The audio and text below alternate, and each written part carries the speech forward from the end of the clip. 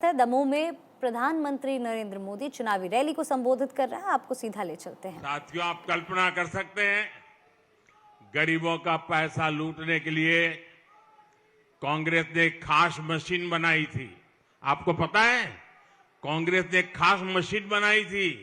आपको मालूम है? मैं बताऊं? एक बार कांग्रेस ने, प्रधानमंत्री ने उसका उल्लेख किया था। वो मशीन ऐसी थी जिसमें सरकार अगर 100 रुपये भेजती थी तो उसमें से 85 रुपये सीधे कांग्रेस नेताओं की तिजोरियों में पहुंच जाते थे। सिर्फ 15 रुपया लोगों के पास जाते थे। ये उनके एक प्रधानमंत्री ने कहा था। 2014 में जब हमारी सरकार बनी तो मैंने कहा था कि ऐसे तो कभी मैं चलने नहीं दूंगा। तो मैंने सबसे पहले कांग्रेस की इस भ्रष्ट मशीन के सारे टायर पंचर कर दिए। हमने आधार, मोबाइल और बैंक खातों की ऐसी त्रिशक्ति बनाई कि कांग्रेस की भ्रष्ट मशीन टिकी नहीं पाई। और फिर देशवासियों को आज की तारीख भी याद है जब भ्रष्टाचारियों पर बहुत बड़ी कार्रवाई हुई थी। जो लोग नोटे के गद्दों पर सोते थे उनकी नींद उड़ गई थी और देश का गरीब भ्रष्टाचारियों पर कार्रवाई होते देख मोदी का जय जयकार कर रहा था। इसलिए आज ही तारीख आते ही कांग्रेस ऐसे बिलबिलाती है जैसे सबसे ज्यादा काली कमाई उसी को बैंकों में जमा करानी पड़ी हो। आज भी कांग्रेस सबसे ज्यादा मुझे भ्रष्टाचार पर कड़ी कार्रवाई करने के लिए दिन में 100 बार गालियां देती है। हजारों करोड़ रुपए के घोटाले में जो लोग जमानत पर हैं उन्हें मोदी से तकलीफ होनी बहुत स्वाभाविक है। ये हमें जो गालियां देते हैं उनके जरा नाम निकाल के देख लेना। ये सारे लोग किसी न किसी केस में फंसे हुए हैं, भ्रष्टाचार के आरोप लगे हुए हैं और जमानत पे जिंदगी गुजार रहे हैं जी।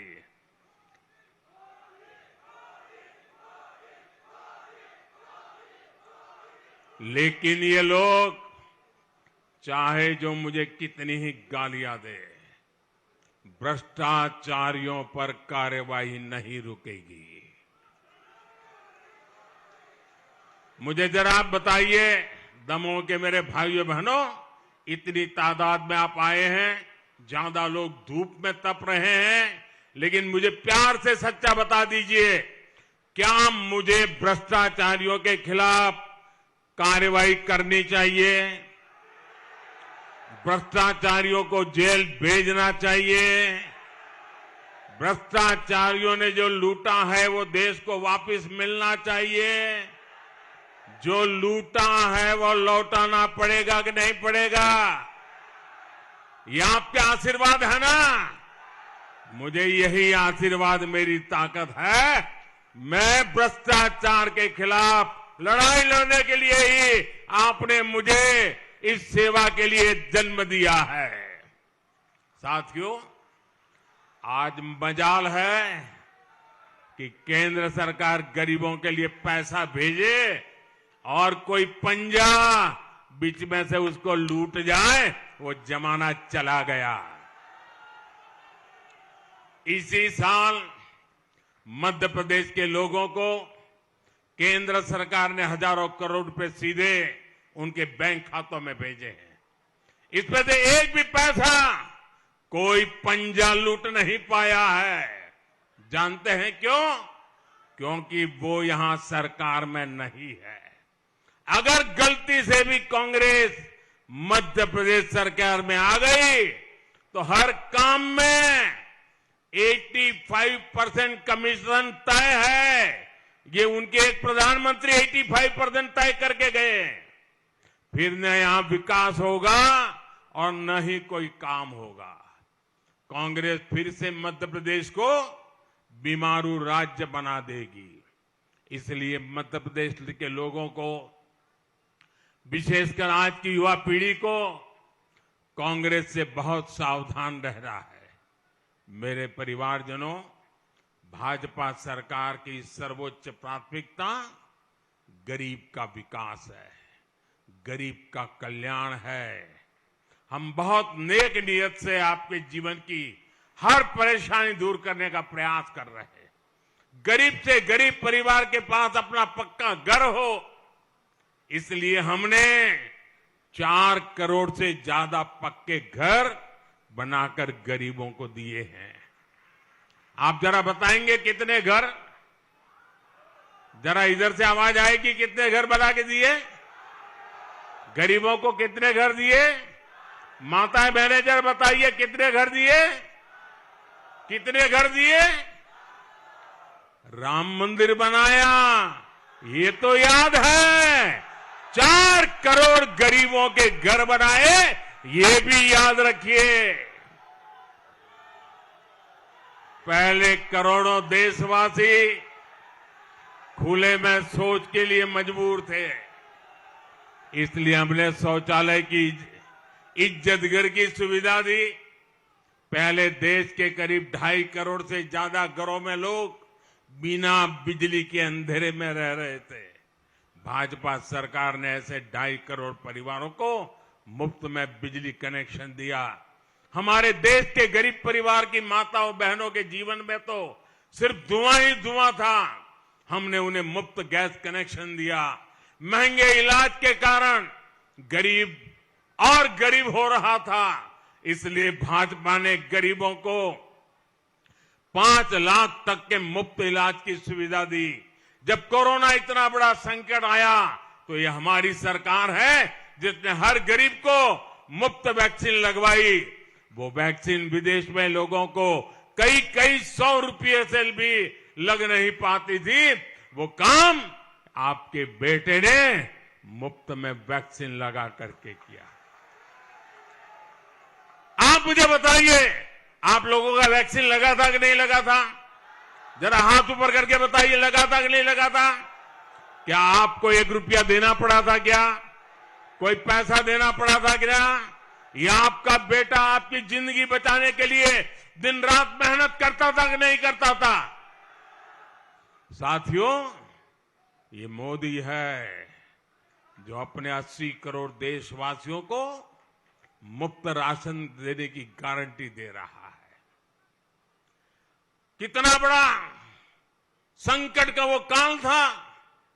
दुनिया भर के लोग परेशान थे, मौत मंडरा रही थी, कोरोना ने डरा कर रखा था, घर से काम पर जाना भी मुश्किल था। अरे बेटा भी मां के कमरे में जाने से डरता था, कहीं कोरोना मां को न लग जाए, बेटा भी चिंतित रहता था। वो दिन थे, तब आपका बेटा दिल्ली में बैठे बैठे दिन रात आपकी चिंता करता था।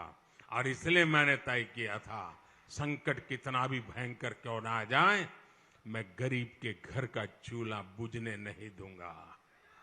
मैं किसी गरीब मां का बच्चा भूखा सोने नहीं दूंगा। मैं किसी के घर में भूख की आवाज सुनाई दे, वो दिन हिंदुस्तान में आने नहीं दूंगा। और इसलिए 80 करोड़ लोगों को अन्न मुफ्त में देने का काम शुरू किया। भाइयों बहनों, ये योजना दिसंबर में पूरी हो रही है। अब बताइए मुझे, इस योजना को आगे चलाना चाहिए कि नहीं चलाना चाहिए? ये गरीबों को मुफ्त अनाज देना चाहिए कि नहीं देना चाहिए? ये दिसंबर के बाद में मिलते रहना चाहिए कि नहीं मिलते रहना चाहिए? इससे गरीब को मदद मिलती है कि नहीं मिलती है? भाइयों बहनों, मैंने निश्चय किया कि मैं इन 80 करोड़ लोगों को अब आने वाले 5 साल के लिए इस योजना को आगे बढ़ाने का मेरा निश्चय है। बताइए, मैंने सही किया कि गलत किया? सही किया कि गलत किया? मुझे निश्चय अच्छा करना चाहिए कि नहीं करना चाहिए? आपने मुझे अच्छा संकल्प करने के लिए बिठाया है ना, तो करना चाहिए ना। अब ये कांग्रेस वालों के पेट में चूहे दौड़ रहे हैं। 2 दिन से लगे हैं, इलेक्शन कमीशन में जाएंगे, मोदी के खिलाफ शिकायत करेंगे। वो गरीबों को मुफ्त अनाज देने की बात कर कैसे सकता है? मोदी अपने आप को समझता क्या है? अरे भाई, तुझे जो करना है कर ले बाबा, मेरे तो गरीब मेरे हैं, मैं तो उनके लिए जो करता हूं, जो सजा मिल जाए भुगत लूंगा, लेकिन गरीबों का काम मैं नहीं छोड़ूंगा, गरीबों की सेवा करना मैं नहीं छोड़ूंगा। कांग्रेस वालों को जो करना है वो करते रहे, वो अपना पाप करते रहे, मैं मेरा पुण्य करता रहूंगा। भाइयों बहनों, मेरे परिवारजनों, भाजपा का प्रयास सिर्फ सुविधाएं जुटाने का सीमित नहीं है। हम गरीब, एससी, एसटी, ओबीसी परिवारों को उनकी शिक्षा और कौशल के लिए भी अवसर दे रहे हैं। कांग्रेस के नेता, उनके लिए तो अपने बेटे बेटियों से आगे कुछ दिखता ही नहीं है। उनको अपने बेटे बेटियों के भविष्य की चिंता होती है। मेरे लिए तो आप सब मेरे परिवारजन है। आपके बेटे का कल्याण, वही तो मेरे देश का कल्याण है। आज भी यहां एमपी में कांग्रेस में यही खेल चल रहा है। गांव का, गरीब का, दलित, पिछड़े, आदिवासी परिवार का बेटा बेटी डॉक्टर, इंजीनियर नहीं बन पा रहा। कांग्रेस को परवाह ही नहीं थी। कांग्रेस ने अंग्रेजी में मिडिल इंजीनियरिंग की पढ़ाई को अनिवार्य बनाया। मोदी नई राष्ट्रीय शिक्षा नीति लेकर आया ताकि गरीब से गरीब परिवार के बच्चों को भी अच्छी शिक्षा मिले। हमने स्थानीय भाषाओं में मेडिकल इंजीनियरिंग की पढ़ाई का विकल्प दिया। इसमें मध्य प्रदेश की भाजपा सरकार ने बहुत अच्छा काम किया है। लेकिन कांग्रेस की सोच क्या है, ये भी आपको जानना चाहिए। कांग्रेस ने कर्नाटका में सरकार बनाते ही राष्ट्रीय शिक्षा नीति पर रोक लगा दी। वो नहीं चाहती कि गरीब के आगे बढ़ने के रास्ते में भाषा की दीवार खत्म हो। कांग्रेस नहीं चाहती कि गरीब को स्कूल से ही लैब की ट्रेनिंग मिले। कांग्रेस नहीं चाहती कि गरीब के बच्चे भी स्पोर्ट्स और क्रिएटिव फील्ड में आगे आए। यहां मध्य प्रदेश में कांग्रेस को मौका मिला तो उसका हर फैसला गरीब के बच्चों को आगे बढ़ने से रोकने के लिए होगा।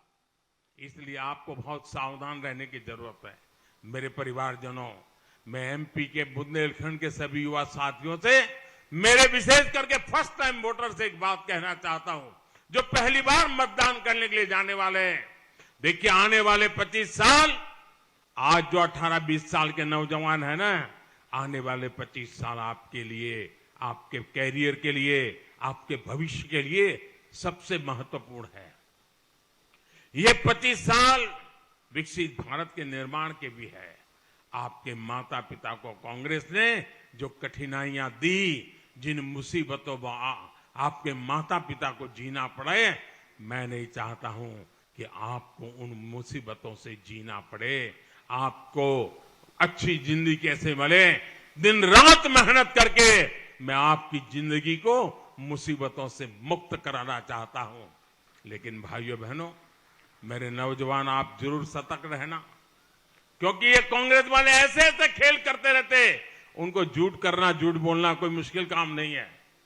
इस क्षेत्र में कांग्रेस को करीब 60 साल मौका दिया था, 60 साल, फिर भी बुंदेलखंड को कांग्रेस ने सिर्फ सुखा दिया, पलायन दिया।